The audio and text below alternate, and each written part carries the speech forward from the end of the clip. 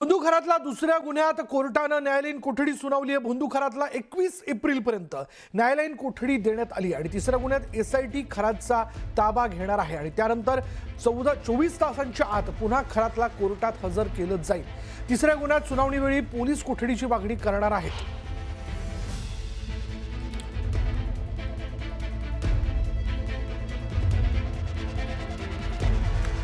भोंदूखरातला दुसऱ्या गुन्ह्यामध्ये कोर्टानं न्यायालयीन कोठडी सुनावलेली आहे आणि भोंदूखरातला 21 एप्रिलपर्यंत न्यायालयीन कोठडी देण्यात आल्याचं कळतंय। तिसऱ्या गुन्ह्यात एसआयटी आता खरातचा ताबा घेणार आहे। यामध्ये पुन्हा एकदा पोलीस कोठडी जी आहे ती एसआयटी कडनं मागितली जाईल। याचबद्दल अधिक अपडेट आपण जाणून घेणार आहोत। आमचे प्रतिनिधी संकेत वरक आपल्यापर्यंत या सगळ्या घडामोडी पोहोचवतात। संकेत, काय अपडेट?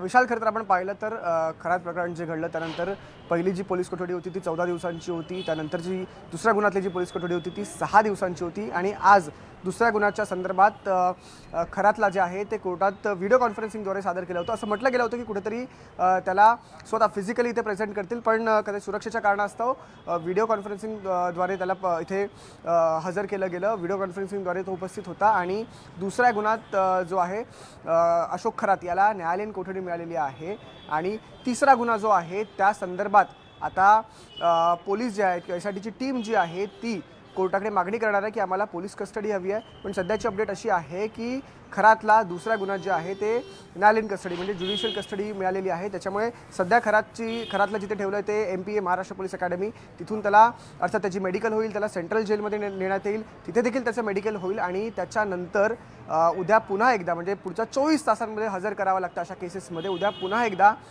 खरातला कोर्टात हजर केलं जाईल आणि उद्या जी सुनावणी होईल त्या सुनावणीमध्ये पोलीस जे आहेत ते खरातची पोलीस कोठडी डिमांड करतील। तिसरा गुन्हा जो पोलिसांच्या लिस्टमध्ये आहे, असे एकूण 8 गुन्हे आहेत आणि त्या 8 गुन्ह्यांमधला जो तिसरा गुन्हा आहे त्या गुन्ह्याची आम्हाला चौकशी करायची असं पोलिसांचं म्हणणं आहे आणि त्या गुन्ह्याच्या चौकशीसाठी पोलीस आता खरातची पोलीस कोठडी मागणार आहेत। विशाल, धन्यवाद संकेत आतापर्यंतच्या या सगळ्या अपडेटबद्दल। जो 75/26 मध्ये जो 75/26 मध्ये जो गुन्हा आरोपी विरुद्ध दुसरा गुन्हा होता त्यामध्ये त्याचा पोलीस कस्टडीचा रिमांड राखीव 15 दिवसाचा MCR त्यांनी मागितलेला आहे, राखीव ठेवला आहे पोलीस कस्टडी आणि त्याला 76/26 मध्ये वर्ग करण्यात आलं। त्याचं पोलीस कस्टडीचा रिमांड उद्या देण्यात येईल।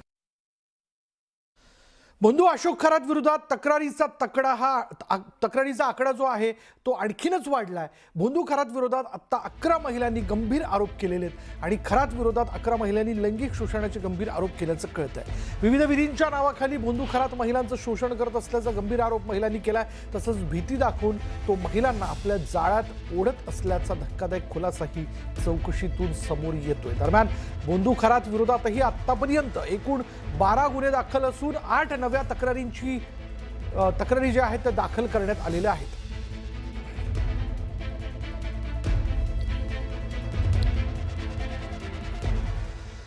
या भोंदू खरातनं महिलांना गंडा घातला। बघा, खरात विरोधात महिलांचे गंभीर आरोप आहेत।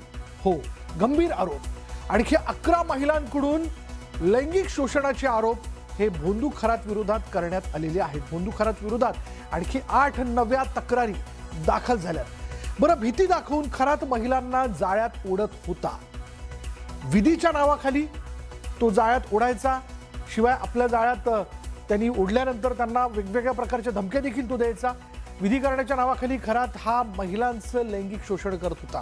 खरातनं खुद्द म्हटलेलं आहे, झुकती है दुनिया झुकाने वाला चाहिए। हात चालाकी करून खरातकडून महिलांची फसवणूक केली जात होती आणि आतापर्यंत लैंगिक शोषणाच्या संदर्भातले खरातवरती जे गुन्हे दाखल करण्यात आले त्याचा आकडा पोहोचलाय तो म्हणजे 12 वरती।